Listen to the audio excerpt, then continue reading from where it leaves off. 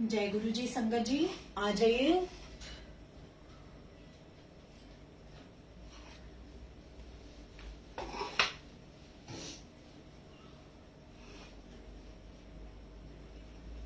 जय गुरु जी। संगत जी, संगत जी आ जाइए, शिव पुराण पढ़ेंगे।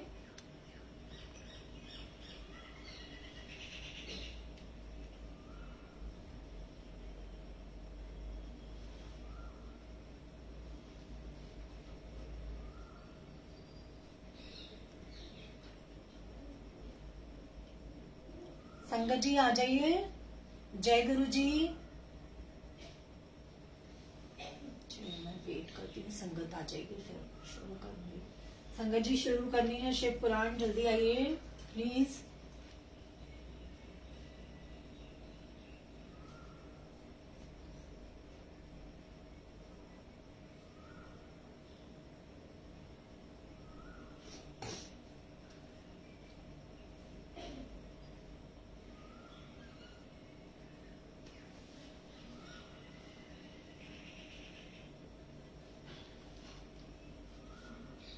संगत जी आइए प्लीज। जय गुरु जी।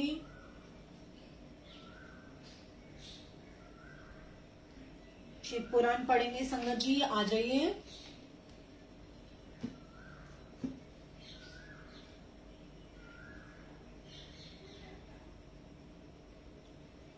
जय गुरु जी। शुक्राना गुरु जी, बहुत बहुत शुक्राना। गुरु जी ने सेवा बख्शी शिव पुराण की। और सुनील अंकल का बहुत बहुत शुक्राना, जिन्होंने ये प्लेटफॉर्म दिया मुझे। बहुत बहुत शुक्राना अंकल का। जय गुरु जी। संगत जी प्लीज आ जाइए। अब हम शुरू करें शिव पुराण।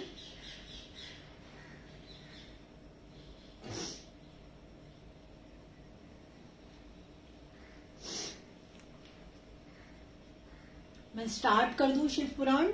संगत जी बताइए मुझे।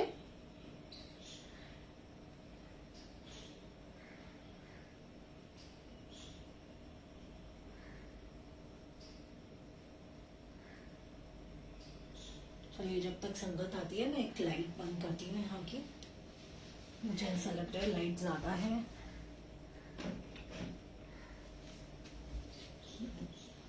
भी ठीक है। हाँ जी आ जाइए संगत जी प्लीज। जय गुरु जी।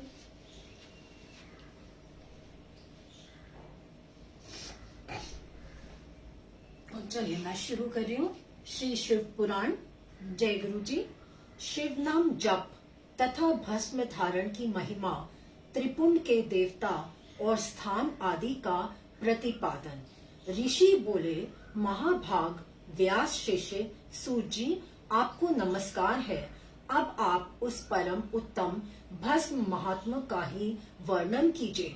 भस्म महात्मा, रुद्राक्ष महात्मा तथा उत्तम नाम महात्मा, इन तीनों का परम प्रसन्नता पूर्वक प्रतिपादन कीजिए और हमारे हृदय को आनंद दीजिए। सूत जी ने कहा, महर्षियों, आपने बहुत उत्तम बात पूछी है। यह समस्त लोगों के लिए हितकारक विषय है। जो लोग भगवान शिव की उपासना करते हैं वे धन्य हैं, कृतार्थ हैं। उनका देह धारण सफल है तथा उनके समस्त कुल का उद्धार हो गया। जिनके मुख में भगवान शिव का नाम है, जो अपने मुख से सदा शिव और शिव इत्यादि नामों का उच्चारण करते रहते हैं, पाप उनका उसी तरह स्पर्श नहीं करते जैसे खदिर वृक्ष के अंगार को छूने का साहस कोई भी प्राणी नहीं कर सकते। हे श्री शिव, आपको नमस्कार है। ऐसी बात जब मुंह से निकलती है तब वह मुख समस्त पापों का विनाश करने वाला पावन तीर्थ बन जाता है। जो मनुष्य प्रसन्नता पूर्वक उस मुख का दर्शन करता है, उसे निश्चय ही तीर्थ सेवन जनित फल प्राप्त होता है। ब्राह्मणों, शिव का नाम, विभूति तथा रुद्राक्ष, ये तीनों त्रिवेणी के समान परम पुण्यमय माने गए हैं। जहाँ ये तीनों शुभतर वस्तुएं सर्वदा रहती हैं, उसके दर्शन मात्र से मनुष्य त्रिवेणी स्नान का फल पा लेता है।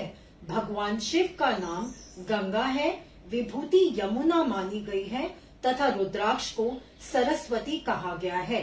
इन तीनों की संयुक्त त्रिवेणी समस्त पापों का नाश करने वाली है। शेष ब्राह्मणों इन तीनों की महिमा को सदस दिल लक्षण भगवान महेश्वर के बिना दूसरा कौन भली भांति जानता है। इस ब्रह्मांड में जो कुछ है वह सब तो केवल महेश्वर ही जानते हैं। जय गुरु जी। विप्रगण, मैं अपनी श्रद्धा भक्ति के अनुसार संक्षेप से भगवान नामों की महिमा का कुछ वर्णन करता हूँ। तुम सब लोग प्रेम पूर्वक सुनो। यह नाम महात्मा समस्त पापों को हर लेने वाला सर्वोत्तम साधन है।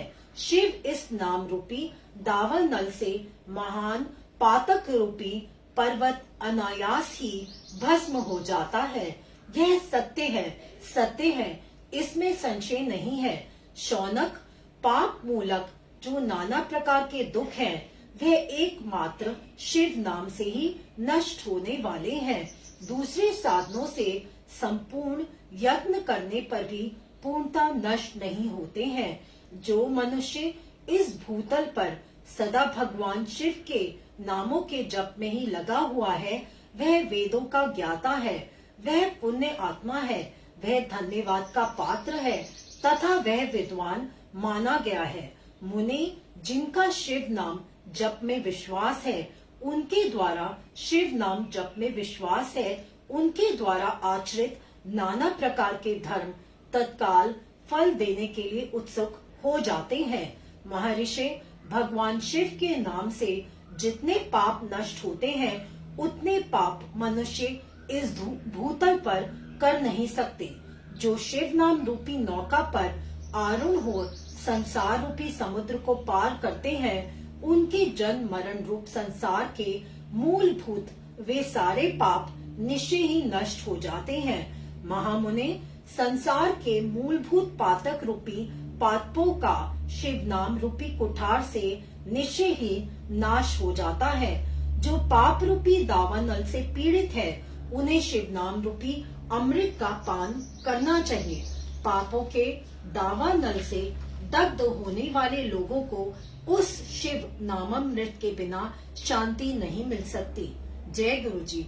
जो शिव नाम रूपी सुधा की वृष्टि जनित धारा में गोते लगा रहे हैं, वे संसार रूपी दावानल के बीच में खड़े होने पर भी कदापि शोक के भागी नहीं होते। जिन महात्माओं के मन में शिव नाम के प्रति बड़ी भारी भक्ति है, ऐसे लोगों की सहसा और सर्वथा मुक्ति होती है। मुनीश्वर, जिसने अनेक जन्मों तक तपस्या की है, उसी की शिव नाम के प्रति भक्ति होती है, जो समस्त पापों का नाश करने वाली है। जय गुरु जी। जिसके मन में भगवान शिव के नाम के प्रति कभी खंडित न होने वाली असाधारण भक्ति प्रकट हुई है, उसी के लिए मोक्ष सुलभ है। यह मेरा मत है।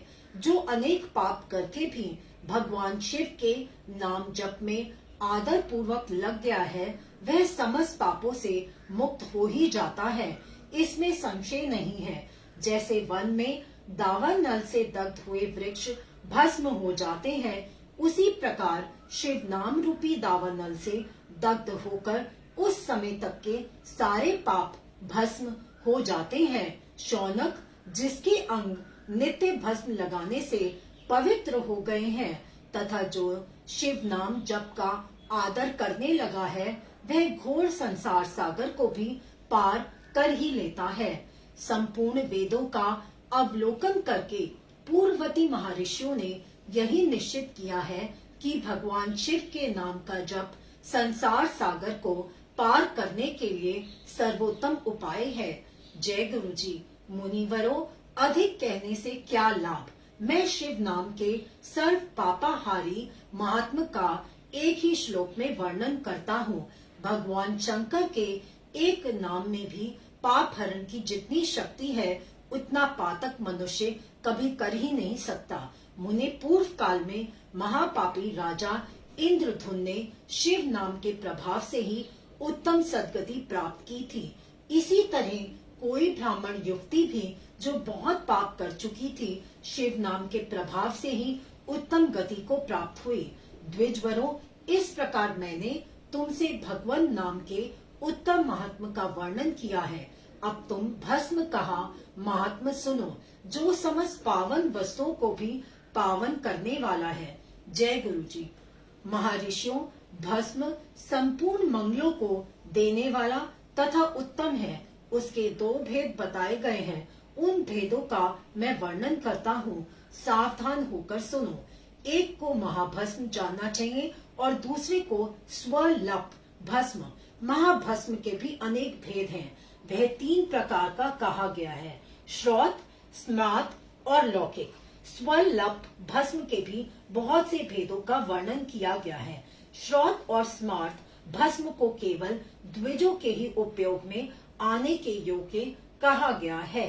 तीसरा जो लौकिक भस्म है, वह अन्य सब लोगों के भी उपयोग में आ सकता है। शेष महर्षियों ने यह बताया है कि द्विजों को वैदिक मंत्र के उच्चारण पूर्वक भस्म धारण करना चाहिए। दूसरों लोगों के लिए बिना मंत्र के ही केवल धारण करने का विधान है। जले हुए गोबर से प्रकट होने वाले भस्म आग्नेय कहलाता है। महामुने, वह भी त्रिपुंड का द्रव्य है, ऐसा कहा गया है। अग्निहोत्र से उत्पन्न हुए भस्म का भी मनीषी पुरुषों को संग्रह करना चाहिए। अन्य यज्ञ से प्रकट हुआ भस्म भी त्रिपुंड धारण के काम में आ सकता है। जाबा लोपनिषद में आए हुए अग्नि इत्यादि 7 मंत्रों द्वारा जल मिश्रित भस्म से विभिन्न अंगों में मर्दन या लेपन करना चाहिए। महर्षि जाबाली ने सभी वर्णों और आश्रमों के लिए मंत्र से या बिना मंत्र के भी आदर पूर्वक भस्म से त्रिपुंड लगाने की आवश्यकता बताई है। समस्त अंगों में सजल भस्म को मलना अथवा विभिन्न अंगों में तिरछा त्रिपुंड लगाना, इन कार्यों को मोक्षार्थी पुरुष प्रमाद से भी ना छोड़े, ऐसा श्रुति का आदेश है। भगवान शिव और विष्णु ने भी त्रिपुंड धारण किया है। अन्य देवियों सहित भगवती उमा और लक्ष्मी देवी ने भी वाणी द्वारा इसकी प्रशंसा की है। ब्राह्मणों, क्षत्रियों, वैश्यों, शूद्रों, वर्ण संकरों तथा जाति भ्रष्ट पुरुषों ने भी उद्धूलन एवं त्रिपुंड के रूप में भस्म धारण किया है। जय गुरु जी। इसके बाद भस्म धारण तथा त्रिपुंड की महिमा एवं विधि बताकर सूत जी ने फिर कहा, महर्षियों, इस प्रकार मैंने संक्षेप से त्रिपुंड का महत्व बताया है। यह समस्त प्राणियों के लिए गोपनीय रहस्य है, अतः तुम्हें भी इसे गुप्त ही रखना चाहिए। मुनिवरों, ललाट आदि सभी निर्दिष्ट स्थानों में जो भस्म से 3 तिरछी रेखाएं बनाई जाती हैं, उन्हीं को विद्वानों ने त्रिपुंड कहा है। भौंओं के बीच भाग से लेकर जहाँ तक भौंओं का अंत है, उतना बड़ा त्रिपुंड ललाट में धारण करना चाहिए। मध्यमा और अनामिका उंगली से 2 रेखाएं करके बीच में अंगुश द्वारा प्रतिलोभ भाव से की गई रेखा त्रिपुंड कहलाती है। अथवा बीच की 3 अंगुलियों से भस्म लेकर यत्न पूर्वक भक्ति भाव से ललाट में त्रिपुंड धारण करें। त्रिपुंड अत्यंत उत्तम तथा भोग और मोक्ष को देने वाला है। त्रिपुंड की तीनों रेखाओं में से प्रत्येक के 9 देवता हैं, जो सभी अंगों में स्थित हैं। मैं उनका परिचय देता हूँ, सावधान होकर सुनो। मुनिवरों, प्रणव का प्रथम अक्षर अकार, घार प्रत्यय अग्नि, पृथ्वी, धर्म, रजोगुण, ऋग्वेद, क्रिया शक्ति, प्रातः सवन तथा महादेव, ये त्रिपुंड की प्रथम रेखा के 9 देवता हैं। यह बात शिव दीक्षा परायण पुरुषों को अच्छी तरह समझ लेनी चाहिए। प्रणव का दूसरा अक्षर उकार, दक्षिणा अग्नि, आकाश, सतगुण, यजुर्वेद, मध्य दिन सवन, इच्छा शक्ति, अंतर आत्मा तथा महेश्वर, ये दूसरी रेखा के 9 देवता हैं। प्रणव का तीसरा अक्षर मकार, आग्नेय अग्नि, परमात्मा, तमोगुण, धूलोक, ज्ञान शक्ति, सामवेद, तृतीय सवन तथा शिव, ये तीसरी रेखा के 9 देवता हैं। इस प्रकार स्थान देवताओं को उत्तम भक्ति भाव से नित्य नमस्कार करके स्नान आदि से शुद्ध हुआ पुरुष यदि त्रिपुंड धारण करे तो भोग और मोक्ष को भी प्राप्त कर लेता है। मुनीश्वर, ये संपूर्ण अंगों में स्थान देवता बताए गए हैं। अब उनके संबंधी स्थान बताता हूँ, भक्ति पूर्वक सुनो। 32, 16, 8 अथवा 5 स्थानों में त्रिपुंड का न्यास करें। मस्तक, ललाट, दोनों कान, दोनों नेत्र, दोनों नासिका, मुख, कंठ, दोनों हाथों, दोनों कोहनी, दोनों कलाई, हृदय, दोनों पार्श्व भाग, नाभि, दोनों अंडकोश, दोनों उरु, दोनों गुल्फ, दोनों घुटने, दोनों पिंडली और दोनों पैर, ये 32 उत्तम स्थान हैं। इनमें क्रमशः अग्नि, जल, पृथ्वी, वायु, 10 दिक् प्रदेश, 10 दिक्पाल तथा 8 वसुओं का निवास है। धर, ध्रुव, सोम, आप, अनिल, अनल, प्रत्युष और प्रभास, ये 8 वसु कहे गए हैं। इन सबका नाम मात्र लेकर इनके स्थानों में विद्वान पुरुष त्रिपुंड धारण करे अथवा एकाग्रचित हो 16 स्थान में भी त्रिपुंड धारण करे। मस्तक, ललाट, कंठ, दोनों कंधों, दोनों भुजाओं, दोनों कोहनियों तथा दोनों कलाइयों में, हृदय में, नाभि में, दोनों पसलियों में तथा पृष्ठ भाग में त्रिपुंड लगाकर वहां दोनों अश्वनी कुमारों का, शिव, शक्ति, रुद्र, ईश तथा नारद का और वामा आदि 9 शक्तियों का पूजन करें। ये सब मिलकर 16 देवता हैं। अश्वनी कुमार 2 कहे गए हैं, नासते और दस्त्र। अथवा मस्तक, केश, दोनों कान, मुख, दोनों भुजा, हृदय, नाभि, दोनों उरु, दोनों जानु, दोनों पैर और पृष्ठ भाग, इन 16 स्थानों में 16 त्रिपुंड का न्यास करें।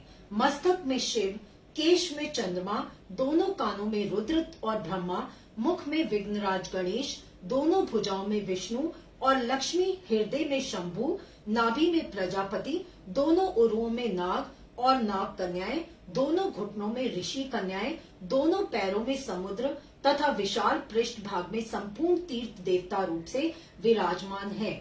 इस प्रकार 16 स्थानों का परिचय दिया गया। अब 8 स्थान बताए गए जाते हैं। गुहा स्थान, ललाट, परम उत्तम, कर्ण युगल, दोनों कंधे, हृदय और नाभि, ये 8 स्थान है। इनमें ब्रह्मा तथा सप्त ऋषि, ये 8 देवता बताए गए हैं। मुनीश्वरों, भस्म के स्थान को जानने वाले विद्वानों ने इस तरह 8 स्थानों का परिचय दिया है। अथवा मस्तक, दोनों भुजाएं, हृदय और नाभि, इन 5 स्थानों को भस्म वेता पुरुषों ने भस्म धारण के योग बताया है। यथा संभव देश, काल आदि की अपेक्षा रखते हुए भस्म की अभिमंत्रित करना और जल में मिलाना आदि कार्य करें। यदि उद्दूलन में भी असमर्थ हो तो त्रिपुंड आदि लगाएं। त्रिनेत्रधारी, तीनों गुणों के आधार तथा तीनों देवताओं के जनक भगवान शिव का स्मरण करते हुए ओम नमः शिवाय कहकर ललाट में त्रिपुंड लगाएं। ईश्वराभ्या नमः ऐसा कहकर दोनों पार्श्व भागों में त्रिपुंड धारण करें। बीजाभ्या नमः यह बोलकर दोनों कलाइयों में भस्म लगावे। पितृभ्या नमः कहकर नीचे के अंग में, उमे चांभ्या नमः कहकर ऊपर के अंग में तथा भीमाय नमः कहकर पीठ में और सिर के पिछले भाग में त्रिपुंड लगाना चाहिए। जय गुरु जी। रुद्राक्ष धारण की महिमा तथा उसके विविध भेदों का वर्णन। सूत जी कहते हैं, महाप्रयाग, महामते, शिव रूप शौनक। अब मैं संक्षेप से रुद्राक्ष का महात्म बता रहा हूँ। सुनो, रुद्राक्ष शिव को बहुत ही प्रिय है। इसे परम पावन समझना चाहिए। रुद्राक्ष के दर्शन से, स्पर्श से तथा उस पर जप करने से वह समस्त पापों का अपहरण करने वाला माना गया है। मुने, पूर्व काल में परमात्मा शिव ने समस्त लोगों का उपकार करने के लिए देवी पार्वती के सामने रुद्राक्ष की महिमा का वर्णन किया था। जय गुरु जी। भगवान शिव बोले, महेश्वरी शिवे, मैं तुम्हारे प्रेम वश भक्तों के हित की कामना से रुद्राक्ष की महिमा का वर्णन करता हूँ। सुनो महेशानी, पूर्व काल की बात है। मैं मन को संयम में रखकर हजारों दिव्य वर्षों तक घोर तपस्या में लगा रहा। एक दिन सहसा मेरा मन शुद्ध हो उठा। परमेश्वरी, मैं संपूर्ण लोकों का उपकार करने वाला स्वतंत्र परमेश्वर हूँ। अतः उस समय मैंने लीलावशी अपने दोनों नेत्र खोले। खोलते ही मेरे मनोहर नेत्र पुटों से कुछ जल की बूंदें गिरी। आंसू की उन बूंदों से वहां रुद्राक्ष नामक वृक्ष पैदा हो गया। भक्तों पर अनुग्रह करने के लिए वे अश्रु बिंदु स्थावर भाव को प्राप्त हो गए। वे रुद्राक्ष मैंने विष्णु भक्त को तथा चारों वर्णों के लोगों को बांट दिए। भूतल पर अपने प्रिय रुद्राक्षों को मैंने गौड़ देश में उत्पन्न किया। मथुरा, अयोध्या, लंका, मल्याचल, सहागरी, काशी तथा अन्य देशों में भी उनके अंकुर उगाए। वे उत्तम रुद्राक्ष असहनीय पाप समूहों का भेदन करने वाले तथा त्रुटियों के भी प्रेरक हैं। मेरी आज्ञा से वे ब्राह्मण, क्षत्रिय, वैश्य और शूद्र जाति के भेद से इस भूतल पर प्रकट हुए। रुद्राक्षों की ही जाति के शुभाक्ष भी हैं। उन ब्राह्मण आदि जाति वाले रुद्राक्षों के वर्ण श्वेत, रक्त, पीत तथा कृष्ण जानने चाहिए। मनुष्यों को चाहिए कि वे क्रमशः वर्ण के अनुसार अपनी जाति का ही रुद्राक्ष धारण करें। भोग और मोक्ष की इच्छा रखने वाले चारों वर्णों के लोगों और विशेषता शिव भक्तों को शिव पार्वती की प्रसन्नता के लिए रुद्राक्ष के फलों को अवश्य धारण करना चाहिए। आंवले के फल के बराबर जो रुद्राक्ष हो वह शेष बताया गया है। जो बेर के फल के बराबर हो उसे मध्यम श्रेणी का कहा गया है, और जो चने के बराबर हो उसकी गणना निम्न कोटि में की गई है। अब इसकी उत्तमता को परखने की यह दूसरी उत्तम प्रक्रिया बताई जाती है। इसे बताने का उद्देश्य है भक्तों की हित कामना। पार्वती, तुम भली भांति प्रेम पूर्वक इस विषय को सुनो। जय गुरु जी। महेश्वरी, जो रुद्राक्ष बेर के फल के बराबर होता है वह उतना छोटा होने पर भी लोक में उत्तम फल देने वाला तथा सुख सौभाग्य की वृद्धि करने वाला होता है। जो रुद्राक्ष आंवले के फल के बराबर होता है वह समस्त अरिष्टों का विनाश करने वाला होता है, तथा जो गुंजा फल के समान बहुत छोटा होता है वह संपूर्ण मनोरथों और फलों की सिद्धि करने वाला है। रुद्राक्ष जैसे जैसे छोटा होता है वैसे ही अधिक फल देने वाला होता है। एक एक बड़े रुद्राक्ष से एक एक छोटे रुद्राक्ष को विद्वानों ने 10 गुना अधिक फल देने वाला बताया है। पापों का नाश करने के लिए रुद्राक्ष धारण आवश्यक बताया गया है। वह निश्चय ही संपूर्ण अभिष्ट मनोरथों का साधक है, अतः अवश्य उसे धारण करना चाहिए। परमेश्वरी, लोक में मंगलमय रुद्राक्ष जैसा फल देने वाला देखा जाता है वैसी फलदायिनी दूसरी कोई माला नहीं दिखाई देती। देवी समान आकार प्रकार वाले चिकने, मजबूत, स्थूल, कंटक युक्त और सुंदर रुद्राक्ष अभिलषित पदार्थों के दाता तथा सदैव भोग और मोक्ष देने वाले हैं। जिसे कीड़ों ने दूषित कर दिया है, जो टूटा फूटा हो, जिसमें उभरे हुए दाने ना हो, जो व्रण युक्त हो तथा जो पूरा पूरा गोल ना हो, इन 5 प्रकार के रुद्राक्षों को त्याग देना चाहिए। जिस रुद्राक्ष में अपने आप ही डोरा पिरोने के योग्य छिद्र हो गया हो वही यहाँ उत्तम माना गया है। जिसमें मनुष्य के प्रयत्न से छेद किया गया हो वह मध्यम श्रेणी का होता है। रुद्राक्ष धारण बड़े बड़े पातकों का नाश करने वाला है। इस जगत में 1100 रुद्राक्ष धारण करके मनुष्य जिस फल को पाता है उसका वर्णन सैकड़ों वर्षों से भी नहीं किया जा सकता। भक्तिमान पुरुष 550 रुद्राक्ष के दानों का सुंदर मुकुट बना ले और उसे सिर पर धारण करे। 360 दानों का लंबे सूत्र में पिरोकर एक हार बना ले। वैसे 3 हार बनाकर भक्ति परायण पुरुष उनका यज्ञोपवीत तैयार करे और उसे यथास्थान धारण किए रहे। इसके बाद किस अंग में कितने रुद्राक्ष धारण करने चाहिए यह बताकर सूजी बोले। जय गुरु जी। महर्षियों, सिर पर ईशान मंत्र से, कान में तत्पुरुष मंत्र से तथा गले और हृदय में अघोर मंत्र से रुद्राक्ष धारण करना चाहिए। विद्वान पुरुष दोनों हाथों में अघोर बीज मंत्र से रुद्राक्ष धारण करें। उदर पर वामदेव मंत्र से 15 रुद्राक्षों द्वारा गूंदी हुई माला धारण करें, अथवा अंगों सहित प्रणव का 5 बार जप करके रुद्राक्ष 3 5 या 7 मालाएं धारण करें अथवा मूल मंत्र ओम नमः शिवाय से ही समस्त रुद्राक्षों को धारण करें। रुद्राक्षधारी पुरुष अपने खान पान में मदिरा, मांस, लहसुन, प्याज, सहीजन, लिसोड़ा आदि को त्याग दे। गिरिराज नन्ही ऊ में श्वेत रुद्राक्ष केवल ब्राह्मणों को ही धारण करना चाहिए। गहरे लाल रंग का रुद्राक्ष क्षत्रियों के लिए हितकर बताया गया है। वैश्यों के लिए प्रतिदिन बारंबार पीले रुद्राक्ष को धारण करना आवश्यक है और शूद्रों को काले रंग का रुद्राक्ष धारण करना चाहिए। यह वेदोक्त मार्ग है। ब्रह्मचारी, वानप्रस्थ, गृहस्थ और सन्यासी सबको नियम पूर्वक रुद्राक्ष अब धारण करना उचित है। इसे धारण करने का सौभाग्य बड़े पुण्य से प्राप्त होता है। उनमें पहले आंवले के बराबर और फिर उससे भी छोटे रुद्राक्ष धारण करें। जो रोगी हो, जिनमें दाने ना हो, जिन्हें कीड़ों ने खा लिया हो, जिनमें पिरोने योग्य छेद ना हो, ऐसे रुद्राक्ष मंगलाकांक्षी पुरुषों को नहीं धारण करनी चाहिए। रुद्राक्ष मेरा मंगलमय लिंग विग्रह है। वह अंत तो गत्वा चने के बराबर लघुतर होता है। सूक्ष्म रुद्राक्ष को ही सदा प्रशस्त माना गया है। सभी आश्रमों, समस्त वर्णों, स्त्रियों और शूद्रों को भी भगवान शिव की आज्ञा के अनुसार सदैव रुद्राक्ष धारण करना चाहिए।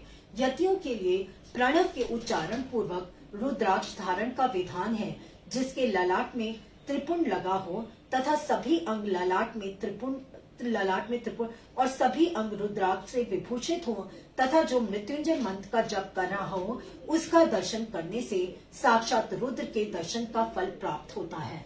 जय गुरु जी।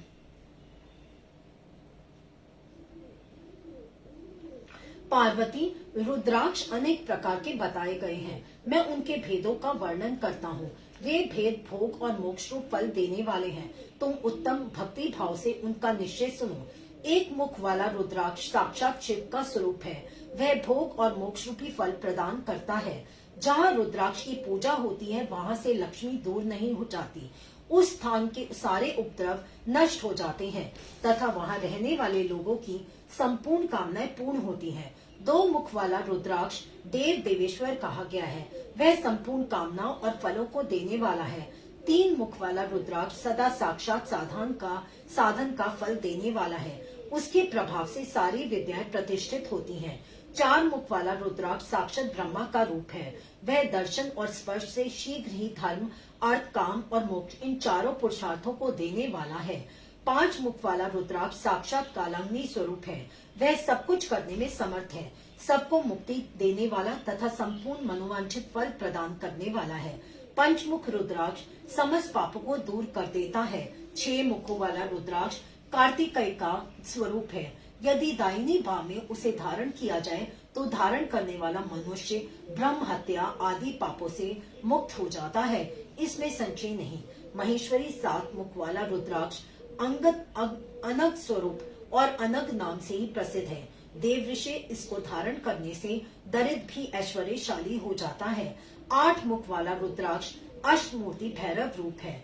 उसको धारण करने के बाद मनुष्य पुण्याई होता है और मृत्यु के बाद शूलधारी शंकर को जाता है। 9 मुख वाले रुद्राक्ष को भैरव तथा कपिल मुनि का प्रतीक माना गया है अथवा 9 रूप धारण करने वाले महेश्वरी दुर्गा उसकी अधिष्ठात्री देवी मानी गई है। जो मनुष्य भक्ति परायण हो अपने बाएं हाथ में नवमुख रुद्राक्ष को धारण करता है, वह निश्चय ही मेरे समान नश्वर सर्वेश्वर हो जाता है। इसमें संशय नहीं है। महेश्वरी 10 मुख वाला रुद्राक्ष साक्षात भगवान विष्णु का रूप है। देवेश्वरी उसको धारण करने से मनुष्य की संपूर्ण कामनाएं पूर्ण हो जाती हैं। परमेश्वरी 11 मुख वाला जो रुद्राक्ष है वह रुद्र रूप है। उसको धारण करने से मनुष्य सर्वत्र विजयी होता है। 12 मुख वाले रुद्राक्ष को केश प्रदेश में धारण करना चाहिए। उसके धारण करने से मानो मस्तक पर 12 आदित्य विराजमान हो जाते हैं। 13 मुख वाला रुद्राक्ष विश्व देवों का स्वरूप है। उसको धारण करके मनुष्य संपूर्ण अभीष्टों का पाता तथा सौभाग्य और मंगल लाभ करता है। 14 मुख वाला जो रुद्राक्ष है वह परम शिव रूप है। उसे भक्ति पूर्वक मस्तक पर धारण करें। इससे समस्त पापों का नाश हो जाता है। गिरिराज कुमारी इस प्रकार मुखों के भेद से रुद्राक्ष के 14 भेद बताए गए। अब तुम क्रमशः उन रुद्राक्षों के धारण करने के मंत्रों को प्रसन्नता पूर्वक सुनो। ओम ह्रीं नमे, ओम नमः, ओम क्लीं नमे, ओम ह्रीं नमः, ओम ह्रीं नमः। इन 14 मंत्रों द्वारा क्रमशः 1 से लेकर 14 मुख वाले रुद्राक्षों को धारण करने का विधान है। साधक को चाहिए कि वह निद्रा और आलस्य का त्याग करके श्रद्धा भक्ति से संपन्न हो। संपूर्ण मनोरथों का सिद्धि के लिए उक्त मंत्रों द्वारा उन रुद्रों को धारण करें। रुद्राक्ष की माला धारण करने वाले पुरुषों को देखकर भूत प्रेत पिशाच डाकनी शाकनी तथा जो अन्य द्रोहकारी राक्षस आदि हैं, वे सबके सब दूर भाग जाते हैं। जो कृत्रिम अभिचार तथा प्रयुक्त होते हैं, वे दूर खिसक जाते हैं। पार्वती रुद्राक्ष मालाधारी पुरुष को देखकर मैं शिव, भगवान विष्णु, देवी दुर्गा, गणेश, सूर्य तथा अन्य देवता भी प्रसन्न हो जाते हैं। महेश्वरी इस प्रकार रुद्राक्ष की महिमा को जानकर धर्म की वृद्धि के लिए भक्ति पूर्वक पूर्वोक्त मंत्रों द्वारा विधिवत उसे धारण करना चाहिए। मुनीश्वर भगवान शिव ने देवी पार्वती के सामने जो कुछ कहा था, वह सब तुम्हारे प्रश्न के अनुसार मैंने कह सुनाया। मुनीश्वरों, मैं तुम्हारे साथ हूँ इस विश्व संगीता के वर्णन में। यह संगीता संपूर्ण सिद्धियों को देने वाली तथा भगवान शिव की आज्ञा से मोक्ष प्रदान करने वाली है। जय गुरु जी, शुक्राना गुरु जी।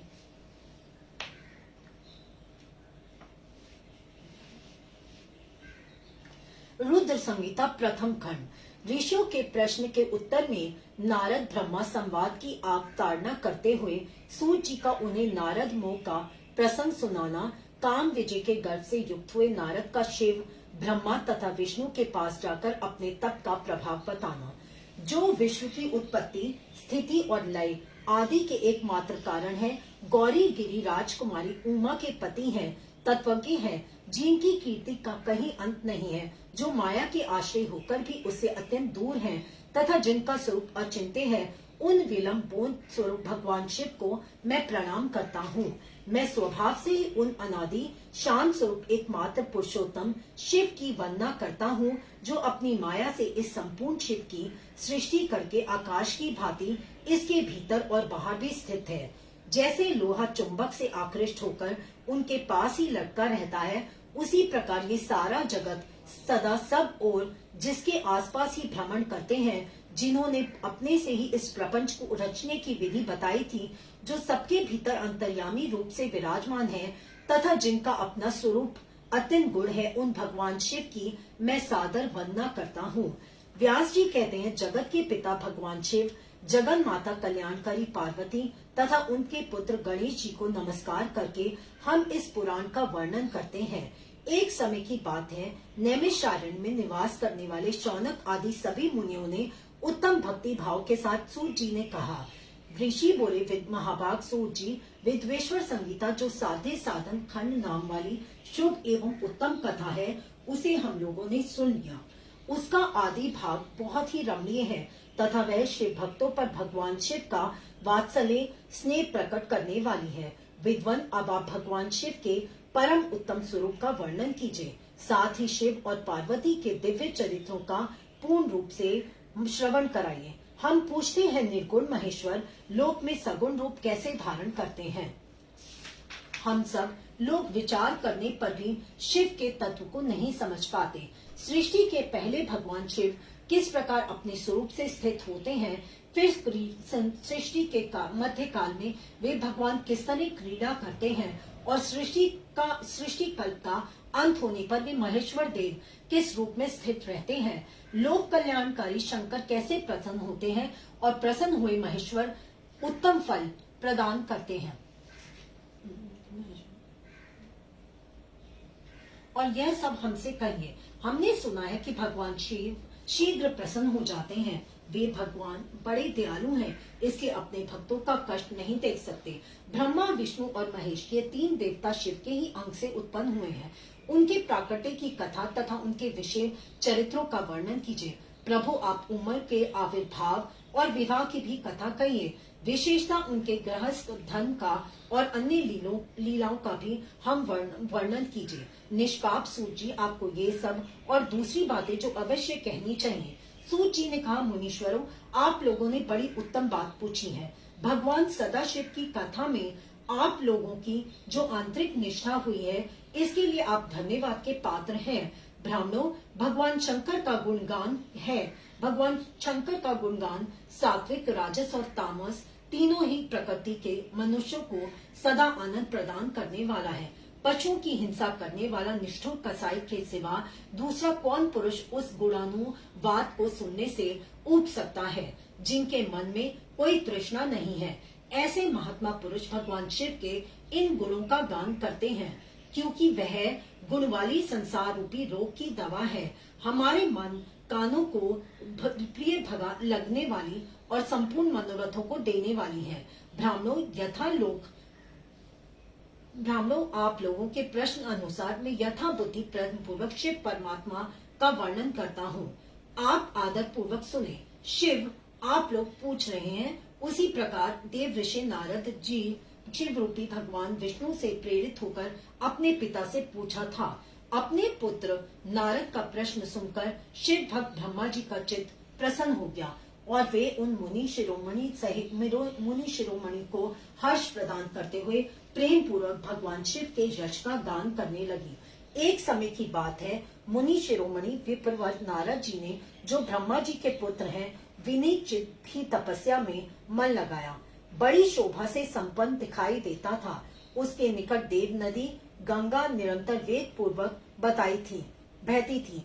वहाँ एक महान दिव्य आश्रम था, जो नाना प्रकार की शोभा से सुशोभित था। दिव्य दर्शी नारद जी तपस्या करने के लिए उसी श्रम को गए।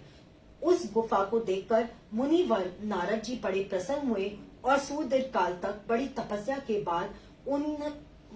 तपस्या करते रहे। उनका अंतःकरण शुद्ध था। वे दृढ़ता पूर्वक आसन बांधकर मौन हो प्राणायाम पूर्वक समाधि में स्थित हो गए। ब्राह्मणों, उन्होंने वह समाधि लगाई जिसमें ब्रह्मा को साक्षात्कार करने वाला एम ब्रह्मा रश्मि मैं ब्रह्मा हूँ, यह विज्ञान प्रकट होता है। मुनिवर नारद जी ने जब हम प्रकार तपस्या करने लगे, उस समय यह समाचार पाकर देवराज इंद्र कांप उठे। वे मानसिक संताप से विहल हो गए। ये नारद मुनि मेरा राज्य लेना चाहता है। मन ही मन ऐसा सोचकर इंद्र उनकी तपस्या में विघ्न डालने के लिए चले गए। वे उस समय देवराज ने अपने मन से कामदेव का स्मरण किया। स्मरण करते ही कामदेव आ गए। महेंद्र ने उन्हें नारद जी की तपस्या में विघ्न डालने का आदेश दिया। यह आज्ञा पाकर कामदेव वसंत को साथ न बड़े वेग से उस स्थान पर गए और अपना उपाय करने लगे। उन्होंने कहा, शीघ्र ही अपनी सारी कलाएं रच डाली। वसंत ने भी मदमत होकर अपना प्रभाव अनेक प्रकार से प्रकट किया। मुनिवरों, कामदेव और वसंत के अथक प्रयत्न कामदेव पर भी नारद मुनि के चित्त में विकार नहीं उत्पन्न हुआ। महादेव जी के अनुग्रह से इन दोनों का गर्व चूर्ण हो गया। शौनक आदि महर्षियों, ऐसा होने में जो कारण था उसे आदर पूर्वक सुनो। महादेव जी की कृपा से ही नारद मुनि कामदेव का कोई प्रभाव नहीं पड़ रहा। पहले उसी आश्रम में काम शत्रु भगवान शिव ने उत्तम तपस्या की थी और वही उन्होंने मुनियों की तपस्या का नाश करने वाला कामदेव को शीघ्र ही भस्म कर डाला था। उस समय रति ने कामदेव को पुनः जीवित करने के लिए देवताओं से प्रार्थना की। तब देवताओं ने समस्त लोगों का कल्याण करने वाले समस्त भक्त शंकर से याचना की। उनके याचना करने पर वे बोले, देवताओं, कुछ समय व्यतीत होने के बाद अब कामदेव जीवित तो हो ही जाएंगे, परंतु यहाँ उनका कोई उपाय नहीं चल सकेगा। अमरगण, यहाँ खड़े होकर लोग चारों ओर जितनी दूर तक की भूमि देव को नेत्र देह में देख पाते हैं, वहां तक कामदेव के बाणों का प्रभाव ही नहीं चल सकेगा, इसमें संशय नहीं। भगवान शंकर की इस श्लोक के अनुसार उस समय वहां नारद जी के प्रति कामदेव की निज प्रभाव मिथ्या सिद्ध हुआ। वे शीघ्र ही स्वर्ग लोक में इंद्र के पास लौट गए। वहां कामदेव ने अपना सारा वृतांत और मुनि का प्रभाव कह सुनाया। तत्पश्चात इंद्र की आज्ञा से वे मसंत के साथ अपने स्थान को लौट गए। उस समय देवराज इंद्र को बड़ा विस्मय हुआ। उन्होंने नारद जी की भूरी प्रशंसा की, परंतु शिव की माया से रहित होने के कारण वे उस वृतांत को स्मरण न कर सके। वास्तव में इस संसार के भीतर सभी प्राणियों के लिए शंभु की माया को जानना अत्यंत कठिन है। जिसने भगवान शिव के चरणों में अपने अपने आप को समर्पित कर दिया, वहां चिरकाल तक तपस्या में लगे रहो। जब उन्होंने अपनी तपस्या को पूर्ण हुई समझा, तब वे मुनि उससे विरत हो गए। कामदेव पर मेरी विजय हुई, ऐसा मानकर उन मुनीश्वर के मन में व्यर्थ ही गर्व हो सकता है। भगवान शिव की माया से मोहित होने के कारण वे समझ सके कि कामदेव के पराजित होने तक पराने होने में भगवान शंकर का प्रभाव ही कारण है। उस माया से अत्यंत मोहित थी वो मुनि शिरोमणि नारद अपना अपना काम विजय संबंध वृतांत बताने के लिए तुरंत ही कैलाश पर्वत पर गए। उस समय वे विजय के मत से उन्मत्त हो रहे थे। वहां रुद्र को देव को नमस्कार करके गर्व से भरे हुए मुनि ने अपना अपना महात्मा मानकर अपने आप को महात्मा मानकर तथा अपने ही प्रभाव से कामदेव पर अपनी विजय ही समझकर उनसे सारा वृतांत कह सुनाया। वह सब सुनाया भक्तवत्सल शिव का। शंकर ने नारद जी का, जो अपनी ही माया से मोहित होने के कारण इस आप काम विजय के यथार्थ कारण को नहीं जानते थे और आप विवेक को भी खो बैठे थे, कहा। रुद्र बोले, तात नारद, तुम बड़े विद्वान हो, धन्यवाद पात्र हो, परंतु ये मेरी यह बात ध्यान देकर सुनो। विशेषता भगवान विष्णु के सामने इसकी चर्चा कदापि न करना। तुमने मुझ पे अपना जो वृतांत बताया है उसे पूछने पर दूसरों के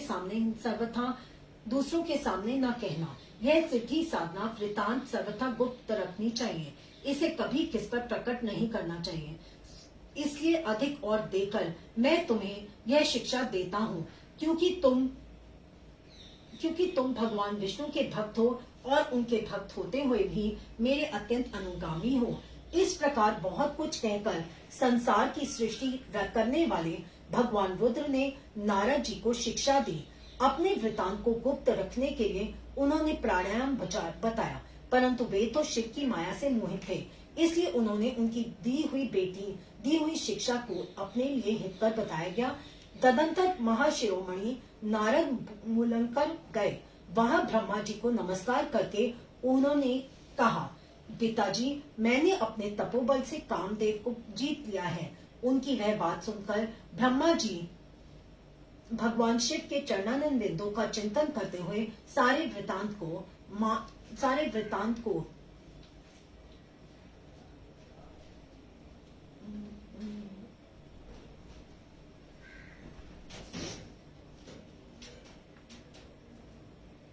और सारा कारण जानकर अपने पुत्र को यह सब कहने से मना किया, परंतु नारद जी शिव की माया से मोहित थी, अतएव उनके चित्त में मदन, और इसलिए नारद जी अपना सारा वृतांत भगवान विष्णु के सामने कहने के लिए वहां से शीघ्र ही विष्णु लोक में गए।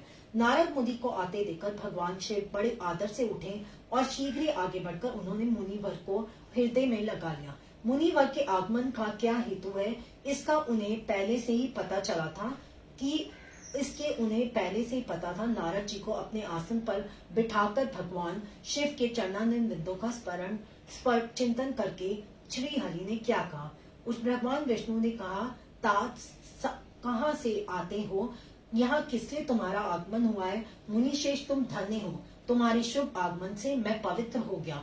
भगवान विष्णु का वह वचन सुनकर गर्व से भरे हुए नारद मुनि ने मत से मोहित होकर अपना सारा वृतांत बड़े मंदिर अभिमान के साथ कह सुनाया। नारद मुनि का वह अहंकार युक्त वचन सुनकर मन ही मन भगवान विष्णु ने उनकी काम विजय को परमार्थ को के कारण को भक्ति पूर्ण करना चाहिए। तत्पश्चात श्री विष्णु बोले, मुनिशेष, तुम धन्य हो, तपस्या के तो भंडार ही हो। ये तुम्हारा हृदय भी बड़ा उदार है। मुनि जिसके भीतर भक्ति, ज्ञान और वैराग्य नहीं होते, उसी के मन में समस्त दुखों को देने वाला काम, मोह आदि विकार शीघ्र उत्पन्न होते हैं।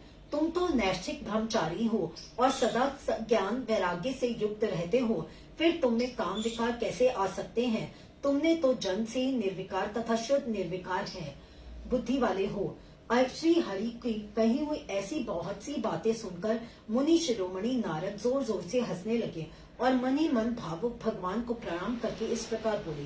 नारद जी ने कहा, स्वामिन, जब मुझ पर आपकी कृपा है, तब न बेचारा कामदेव आप अपनी क्या कृपा दिखा सकता है। ऐसा कहकर भगवान दिन में ही अपने इस दरबार में आ गई। ऐसा कहकर भगवान के चरणों में मस्तक झुकाकर इच्छा अनुसार विचरने वाले नारद मुनि वहां से चले गए। जय गुरु जी। माया निर्मित नगर में शील निधि की कन्या पर मोहित हुए नारद जी का भगवान विष्णु से उनका रूप मांगना, भगवान का अपने रूप के साथ उन्हें वानर का सा मुंह देना, कन्या का भगवान को वरण करना और कुपित हुए नारद का शिव गणों को शाप देना। सूत जी कहते हैं, महर्षियों, जब नारद मुनि इच्छा अनुसार वहां से चले गए, तब भगवान शिव की इच्छा से माया विशारद श्री हरि ने तत्काल अपनी माया प्रकट की। उन्होंने मुनि के मार्ग में एक विशाल नगर की रचना की, जिसका विस्तार 100 योजन था। वह अद्भुत नगर बड़ा ही मनोहर था। भगवान ने उसे अपने बैकुंठ लोक से भी अधिक रमणीय बनाया था। नाना प्रकार की वस्तुएं और पुरुषों के लिए बहुत से विवाह स्थल थे। वह शेष नगर चारों वर्णों के लोगों से भरा था। वहाँ शील निधि नामक ऐश्वर्यशाली राजा राज्य करते थे। वे अपनी पुत्री का स्वयंवर करने के लिए उद्यत थे, अतः उन्होंने महान कन्या का वरण करने के लिए उत्सुक हो चारों दिशाओं बहुत से राजकुमारों पधारे थे, जो नाना प्रकार की वेशभूषा तथा सुंदर शोभा प्रकाशित हो रहे थे। उन राजकुमारों से वह नगर भरा पूरा दिखाई देता था। ऐसे सुंदर राजकुमार को देख नारद जी मोहित हो गए। वे राजा शील निधि के द्वापर पर गए। मुनि शिरोमणि नारद को आया देख महाराज शील निधि ने श्वेत ब्राह्मण से रत्नमय सिंहासन पर बिठाकर उनका पूजन किया।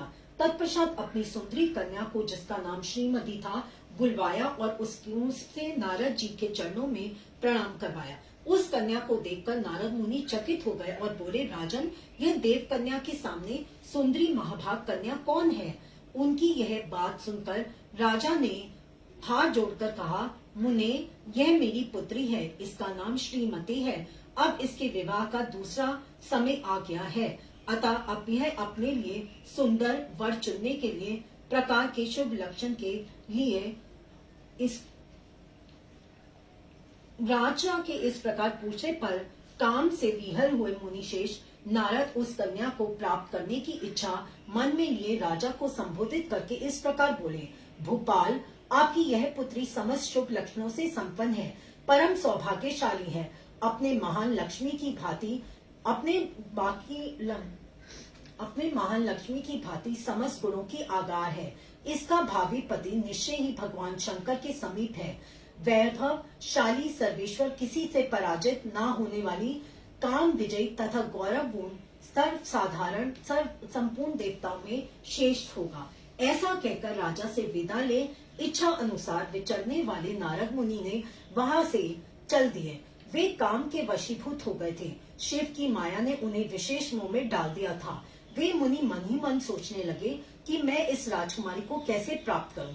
स्वयंवर में आए हुए नरेशों में से सबको छोड़कर यह एकमात्र मेरा ही वर्ण करे, यह कैसा हो सकता है? समस्त नारियों को सौंदर्य सर्वथा प्रिय होती है।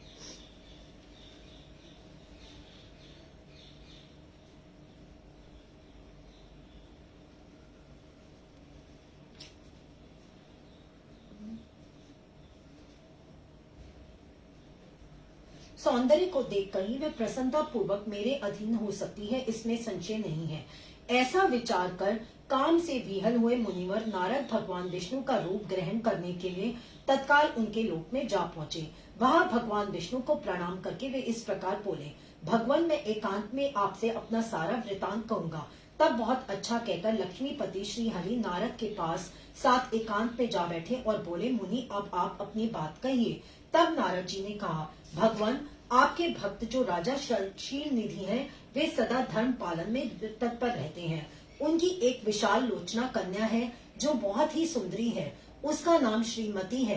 वह विश्व मोहिनी के रूप में विख्यात है और तीनों लोकों में सबसे अधिक सुंदरी है। प्रभु, आज मैं शीघ्र ही उस कन्या से विवाह करना चाहता हूँ। राजा शील निधि है अपनी पुत्री की इच्छा से स्वयंवर रचाया। इच्छा अनुसार चारों दिशाओं में वहां सहस्त्रों राजकुमार पधारे हैं। नाथ, मैं आपका प्रिय सेवक हूँ, अतः मुझे आप अपना स्वरूप दे दीजिए, जिससे राजकुमारी श्रीमती निश्चय ही मुझे वर ली। सूत जी कहते हैं, महर्षियों, नारद मुनि की ऐसी बात सुनकर भगवान मधुसूदन हंस पड़े और भगवान शंकर के प्रभाव का अनुभव करके उन दयालु प्रभु ने उन्हें इस प्रकार उत्तर दिया। भगवान विष्णु बोले, मुने, तुम अपने अभिष्ट स्थान को जाओ, मैं उसी तरह अत्यंत पीड़ित करूंगा, ऐसी उत्तम अत्यंत पीड़ित रोगी का करता हूँ, क्योंकि तुम मुझे, ऐसा कहकर भगवान अपने स्वरूप को देखकर भगवान की पूर्वोक्त बात सुनकर और उनका मनोहर रूप प्राप्त हो गया समझकर नारद मुनि को बड़ा हर्ष हुआ। वे अपने को कृत्य कृत्य मानने लगे। भगवान ने क्या प्रयत्न किया है इसको वे समझ न सके।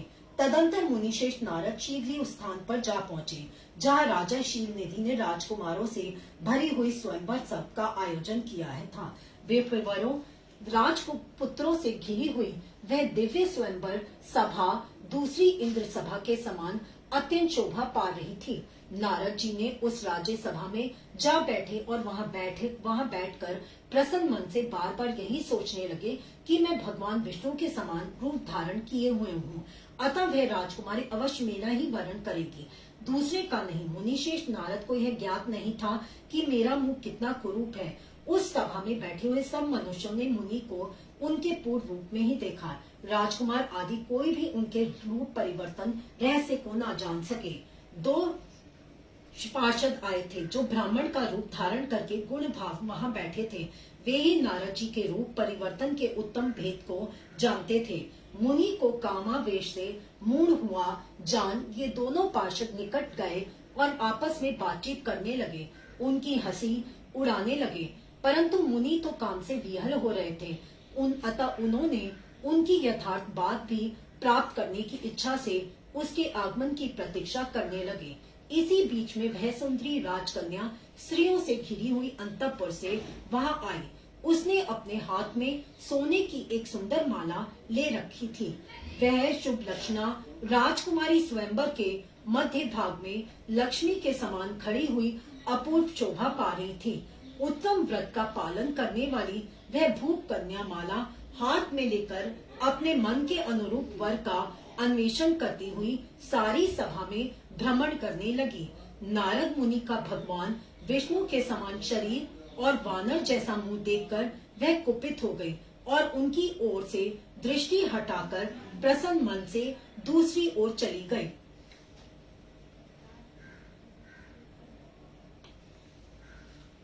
स्वयंवर सभा में अपने मनोवांछित वर को न देखकर वह भयभीत हो गई। राजकुमारी उस सभा के भीतर चुपचाप खड़ी रह गई। उसने किसी के गले में जयमाला नहीं डाली। इतने में ही राजा के सामने वेशभूषा धारण किए भगवान विष्णु वहां आ पहुंचे। किन्हीं दूसरे लोगों ने उनको वहां नहीं देखा, केवल उस कन्या की ही दृष्टि उन पर पड़ी। भगवान को देखते ही उस परम सुंदरी राजकुमारी का मुख प्रसन्नता से खिल उठा। उसने तत्काल ही उनके कंठ में वह माला पहना दी। राजा का रूप धारण करने वाले भगवान विष्णु उस राजकुमारी को साथ लेकर तुरंत अदृश्य हो गए और अपने धाम में जा पहुंचे। इधर सब राजकुमार श्रीमती की ओर से निराश हो गए। नारद मुनि तो काम वेदना से आतुर हो रहे थे, इसलिए वे अत्यंत विहल हो उठे। तब वे दोनों विप्ररूपधारी ज्ञान विशारद रुद्रगण काम विहल नारद जी से उसी क्षण बोले। रुद्रगणों ने कहा, हे नारद, हे मुने, तुम व्यर्थ ही काम से मोहित हो रहे हो और सौंदर्य के बल से राजकुमारी को पाना चाहते हो। अपना वानर के समान घृणित मुंह तो देख लो। सूत जी कहते हैं, महर्षियों, उन रुद्रगणों का यह वचन सुनकर नारद जी को बड़ा विस्मय हुआ। वे शिव की माया से मोहित थे। उन्होंने दर्पण में अपना मुंह देखा। वानर के समान अपना मुंह देख वे तुरंत ही क्रोध से जल उठे और माया से मोहित होने के कारण उन दोनों शिवगणों को वहां शाप देते हुए बोले, अरे तुम दोनों ने मुझ ब्राह्मण का उपहास किया है, अतः तुम ब्राह्मण के वीर्य से उत्पन्न राक्षस हो जाओ। ब्राह्मण की संतान होने पर भी तुम्हारे आकार राक्षस के समान ही होंगे। इस प्रकार अपने लिए शाप सुनकर वे दोनों ज्ञानी शिरोमणि शिवगण मुनि को मोहित जानकर कुछ नहीं बोले। ब्राह्मणों, वे सदा सब घटनाओं में भगवान शिव की ही इच्छा मानते थे, अतः उदासीन भाव से अपने स्थान को चले गए और भगवान शिव की स्तुति करने लगे। जय गुरु जी। शुक्राना गुरु जी।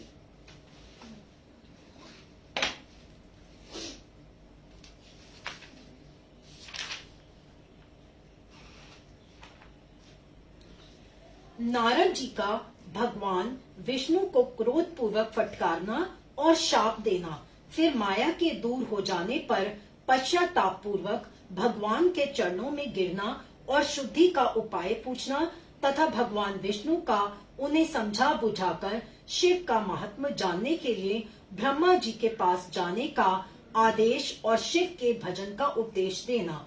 सूत जी कहते हैं, महर्षियों, माया मोहित नारद मुनि उन दोनों शिव गणों को यथोचित शाप देकर भी भगवान शिव के इच्छावश मोह निद्रा से जाग ना सके। वे भगवान विष्णु के किए हुए कपट को याद करके मन में दुसा क्रोध लिए विष्णु लोक को गए और समिधा पाकर प्रज्वलित हुए अग्निदेव की भांति क्रोध से जलते हुए बोले। उनका ज्ञान नष्ट हो गया था, इसलिए वे दुर्वचन पूर्ण व्यंग सुनाने लगे। जय गुरु जी। नारद जी ने कहा, हरे तुम बड़े दुष्ट हो, कपटी हो और समस्त विश्व को मुंह में डाले रहते हो। दूसरों का उत्साह या उत्कर्ष तुमसे सहा नहीं जाता। तुम मायावी हो, तुम्हारा अंतःकरण मलिन है। पूर्व काल में तुम्ही ने मोहनी रूप धारण करके कपट किया, असुरों को वारुणी मदिरा पिलाई, उन्हें अमृत नहीं पीने दिया। छल कपट से ही अनुराग रखने वाले हरे, यदि महेश्वर रुद्र दया करके विष ना पी लेते तो तुम्हारी सारी माया उसी दिन समाप्त हो जाती। विष्णु देव, कपटपूर्ण चाल तुम्हें अधिक प्रिय है। तुम्हारा स्वभाव अच्छा नहीं है, तो भी भगवान शंकर ने तुम्हें स्वतंत्र बना दिया है। तुम्हारी इस चाल ढाल को समझकर अब भगवान शिव भी पश्चाताप करते होंगे। अपनी वाणी रूप वेद की प्रामाणिकता स्थापित करने वाले महादेव जी ने ब्राह्मण को सर्वोपरि बताया है। हरे, इस बात को जानकर आज मैं बलपूर्वक तुम्हें ऐसी सीख दूंगा जिससे तुम फिर कभी कहीं भी ऐसा कर्म नहीं कर सकोगे। अब तक तुम्हें किसी शक्तिशाली या तेजस्वी पुरुष से पाला नहीं पड़ा था, इसलिए आज तक तुम निडर बने हुए हो, परंतु विष्णु, अब तुम्हें अपनी करनी का पूरा पूरा फल मिलेगा। जय गुरु जी। शुक्राना गुरु जी, बहुत बहुत शुक्राना।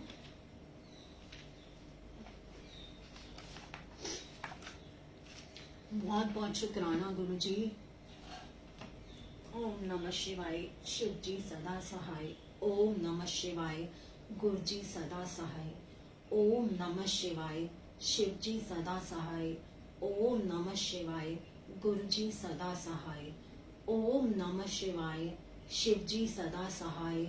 ओम नमः शिवाय। गुरु जी सदा सहाय। जय गुरु जी।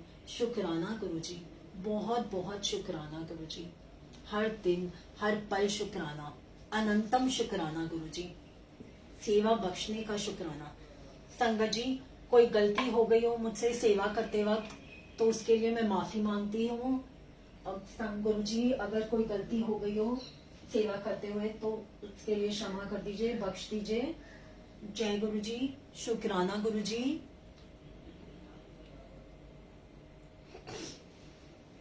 आहा।